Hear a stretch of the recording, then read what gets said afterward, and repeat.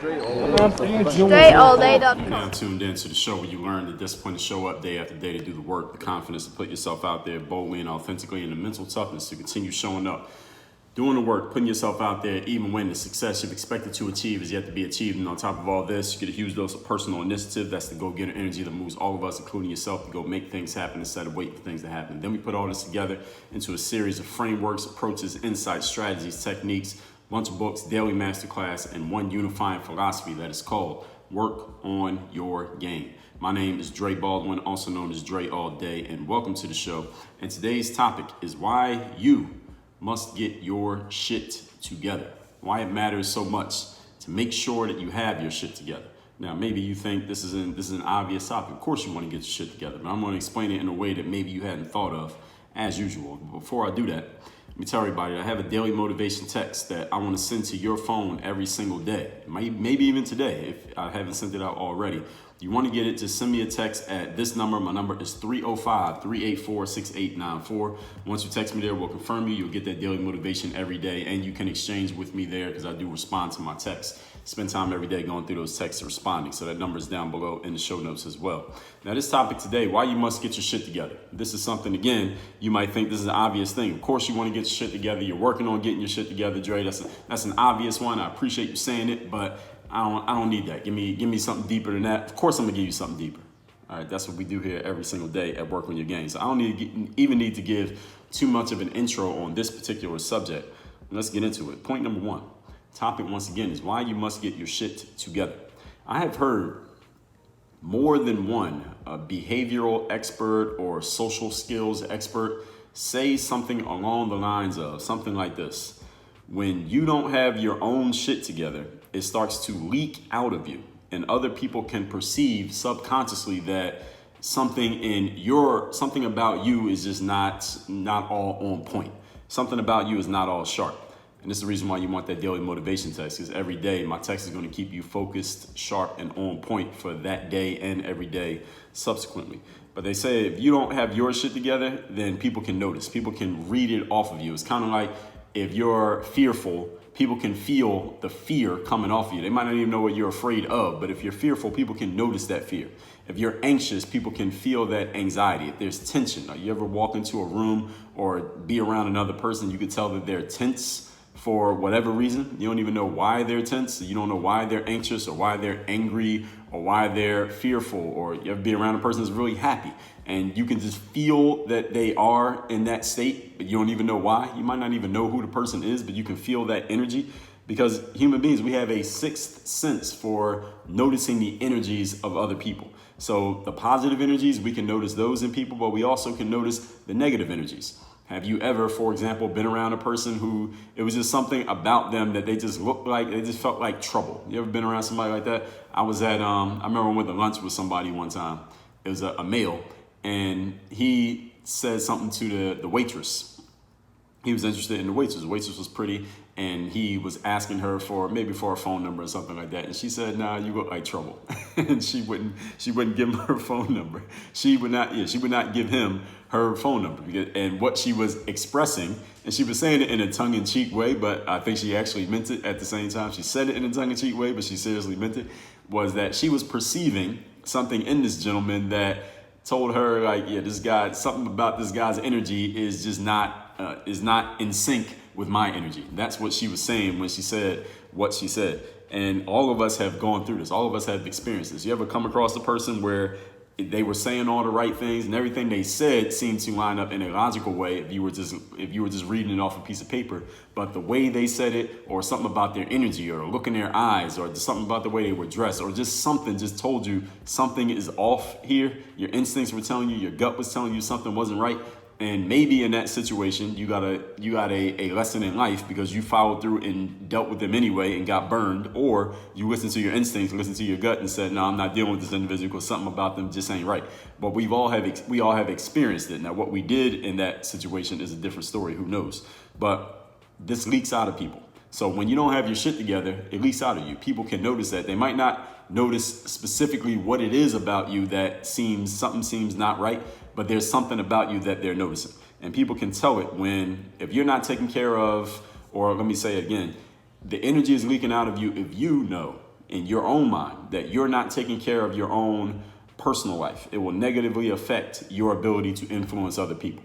If you want to get on the stage, for example, and influence an audience of people, or you're going to go into a sales presentation and sell your product or service, or you're going to get on a microphone and give a message that is going to hopefully affect a bunch of people who are ever going to listen to what you're saying or watch whatever you're about to record or read whatever you're about to write, you have to be in a certain mental state when you do it, even if there are no people around while you're doing it. For example, if you're listening to me or watching me right now, there's no one around me right now. Nobody, no other human being can actually hear my voice while I'm recording right now. But if I wasn't in the right state, if I was in an anxious state or a worried state or a fearful state, or for whatever reason, something about my energy was off while I was recording, then my message is not going to get through to you in the way that it needs to get through. Not because what I'm saying is anything wrong with what I'm saying. I can say all the right things even if I'm not in the right state because I have so much experience saying them. But if I'm not in the right energetic state while I'm recording this, when you hear it, something about it is going to block it from landing with you the way that it needs to land with you.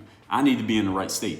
If I'm in a certain mental state, in a certain emotional or spiritual state, even if I'm talking about something that I don't even know what I'm talking about, I can get it through to you and move you to action, even if I don't have the correct, proper information, simply because my state will overpower the logical part of your brain that says, well, that doesn't logically make sense. My state can overpower that because of the energy that I have. And this works all the time. Any of you who's ever been sold a product that ended up being a piece of junk, why'd you buy it?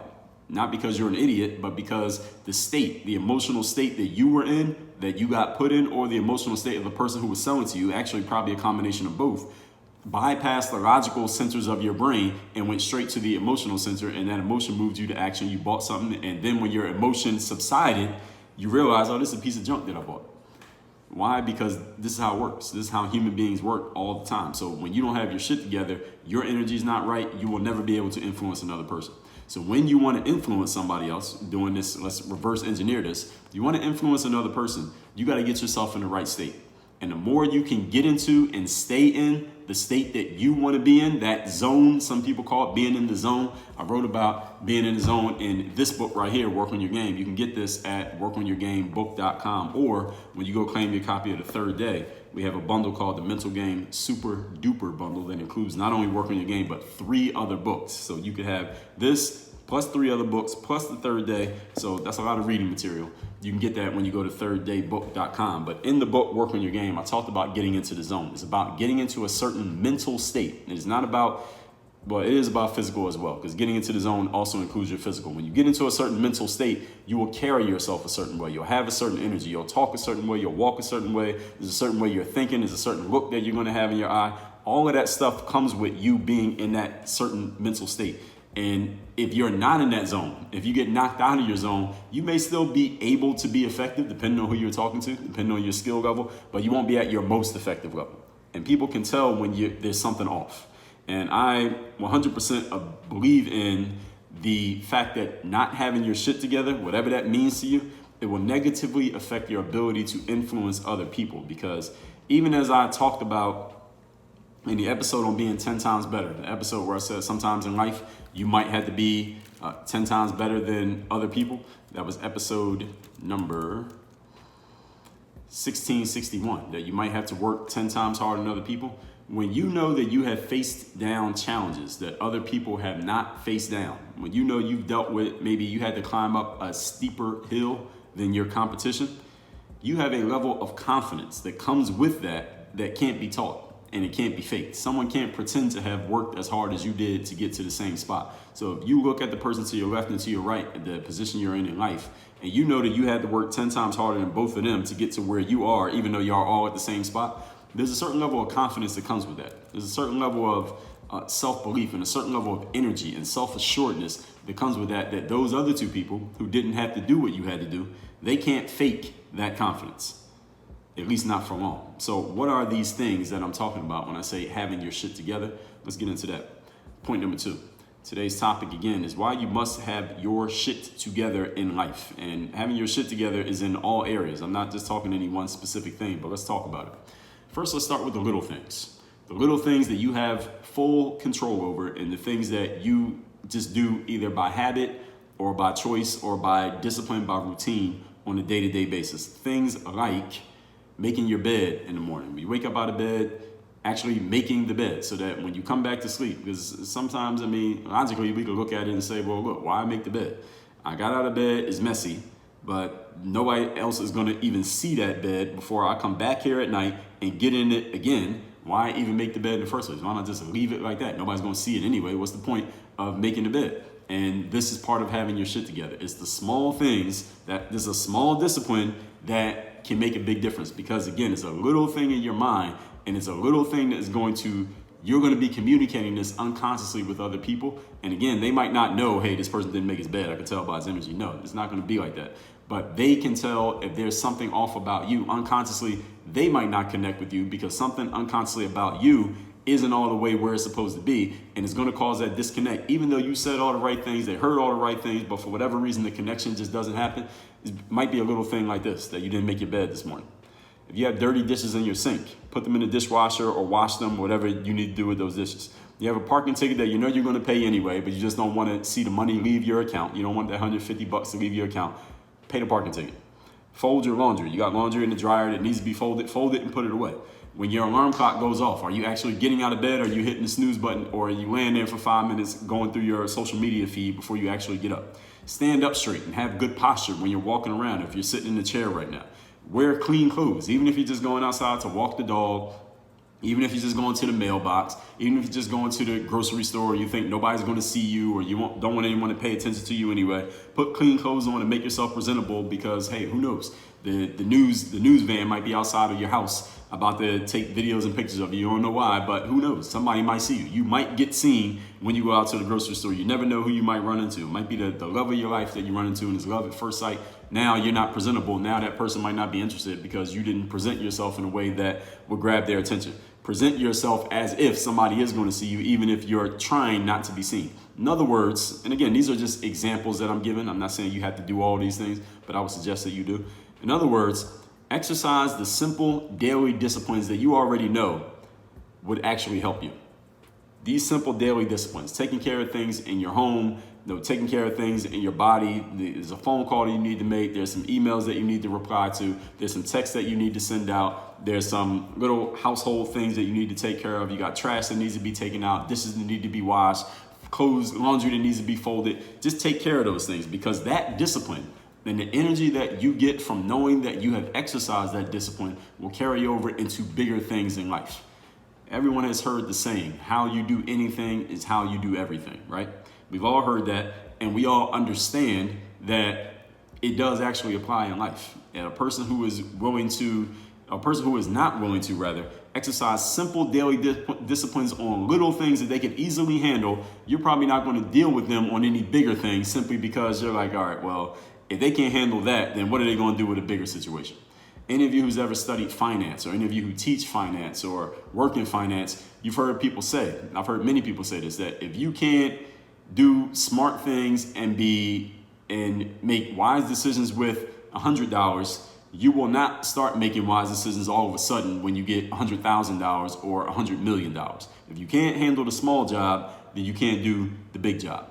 I was listening to this Tony Robbins tape just the other day, and he was talking about in his, I don't know, who knows when this happened, but years ago, he was doing a business deal with this woman, and they had pretty much agreed in principle on the principles of the deal, the bullet points of the deal. They were about to do business, and they were about to sign a contract, and Tony hands her over the contract and the pen to sign it.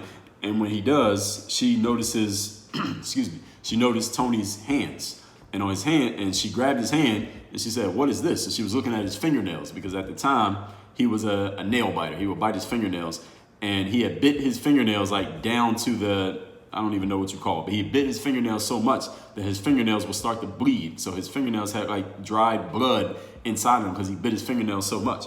And the woman who was looking at his hand is like, "What is this?" She looked really disgusted. And he said, "Oh, well, I bite my fingernails, so they bleed a little bit." And the woman just put his hand aside and said, "I can't do business with you." And Tony Robbins was like, "What?" He was shocked. He said, "What?" And she said, "Listen, if you don't have the discipline to not bite your fingernails, then there's no way that I can do this kind of business deal with you, because you're not going to be able to handle anything bigger. If you can't do this little thing, then you're not going to be able to do the big thing." And she got up out of the room and walked away. And Tony was telling this story I was listening to the tape. So he was telling us at one of his live events. And as he's telling the story, he tells it in this funny way. The audience starts laughing. But the point that Tony was making was he was just talking about getting leverage on yourself and how in that situation, because he was so devastated by losing that business deal over biting his fingernails after all the stuff that he had read and told himself about. And again, this is Tony Robbins. He's like the most known motivational guy out there. He couldn't even get himself to do this. But after he lost that business deal, all of a sudden he stopped biting his fingernails because he experienced enough pain that now he had the leverage to actually do something about that thing that he knew he needed to do something. And all of us have these challenges all in life. No matter how motivational you may be to other people, you might even need to do this with yourself. So these little things, because every time that you don't honor these little things, the small things that you can control, you cost yourself a little bit of self-respect. You cost yourself a little bit of self-trust. And that's what that woman was really, and that's what she was saying. She didn't say that in so many words, but that's how she interpreted it. Like, all right, you don't have the self-respect and self-trust to stop biting your own nails. Then how am I going to do this business deal with you and trust you with this much money and trust you to come through and do all these things that we agreed to in this conversation? But you can't even stop biting your nails. You can't handle a little thing. How you going to handle the big thing? And understand something, folks. Like I talked about yesterday when I talked about the rules of 12 and how my college professor, Mrs. Wood, would say, people are noticing if your shoes are clean. They want to notice, are your shoes tied? Or do you have scuffs all on your shoes? If you're a female, do you have rips in your pantyhose? If you're a guy, are your socks clean? Do your socks match your tie, or do they match your suit? Those little things. Is your hair done? Do you have some food from lunch still stuck in your teeth? Is your makeup done in a proper way that doesn't draw too much attention to the makeup, but it just accentuates you in such a way that's more professional? Is your collar clean? Did you press your shirt?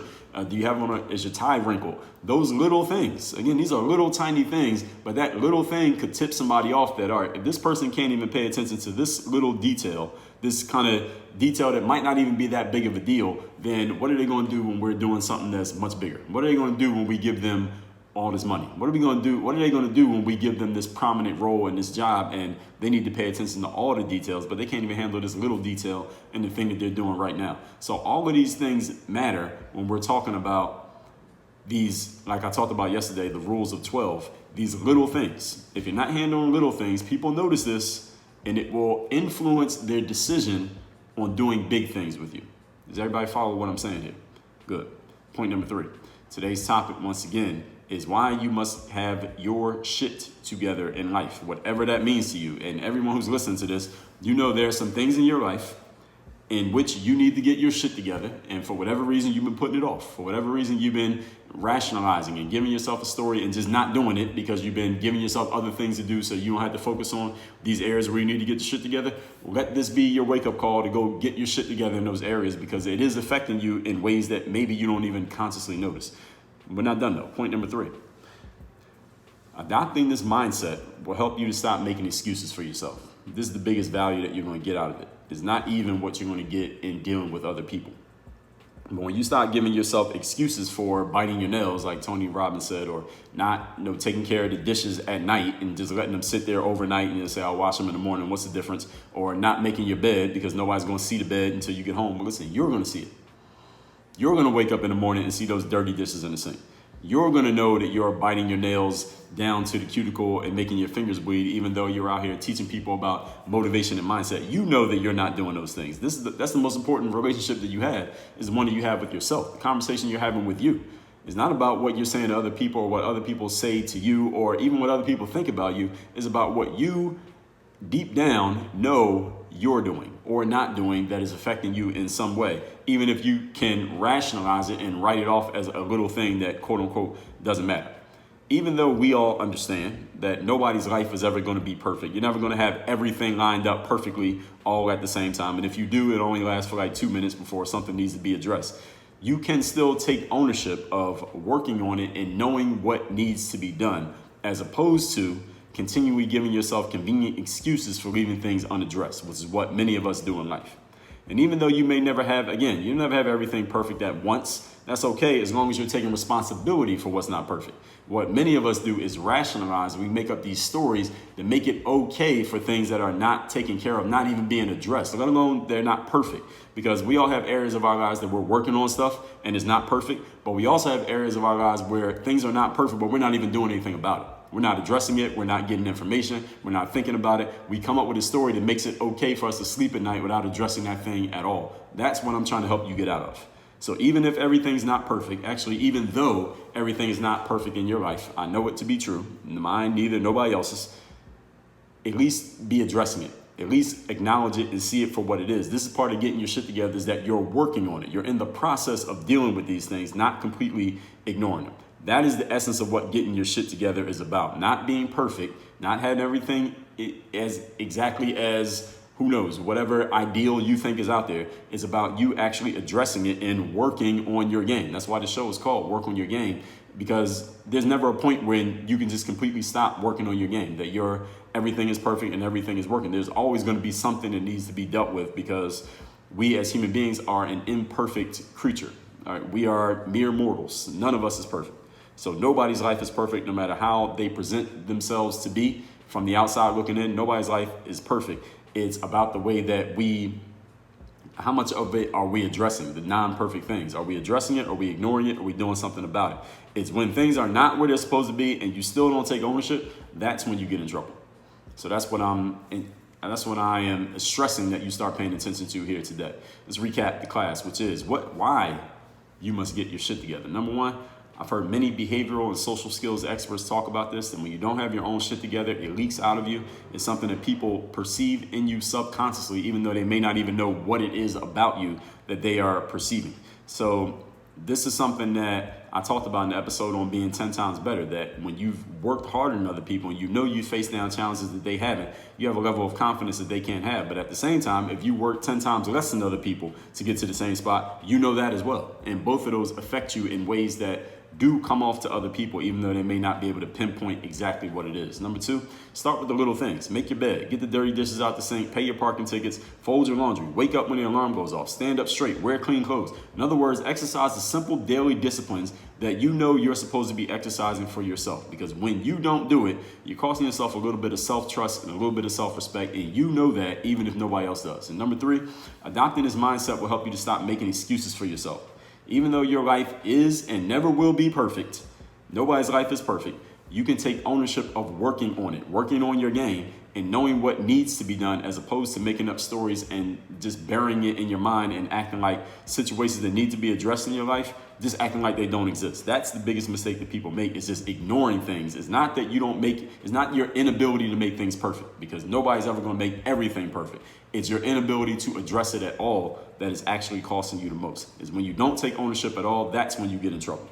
Send me a text to get my daily motivation text. It's going to keep you focused, sharp, and on point every single day, guaranteed. My number is 305-384-6894. And if you're ready to join the university, get coaching, group coaching, where you can engage with other people, build those relationships, and network like you have always been thinking about, or you want to work with me one-on-one, or you want the self-directed learning where you get all the courses and everything in one package with lifetime access, go to workonyourgameuniversity.com, see all your options. Work on your game. Dre all day.